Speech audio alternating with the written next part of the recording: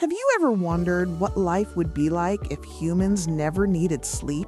No beds, no alarms, no wasting one-third of our lives unconscious. At first, it might sound like a superpower, but the truth might be far stranger. Humans spend about one-third of their lives sleeping. If sleep disappeared, the average person would gain around 25 extra years of awake time. Imagine the possibilities. More learning, more work, more games, more discoveries.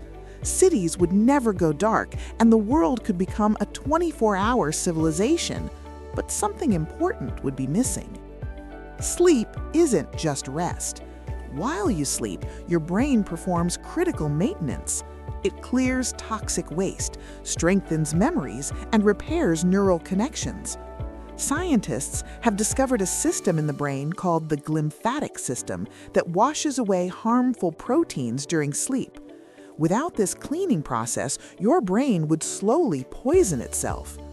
People who stay awake for long periods already show the danger.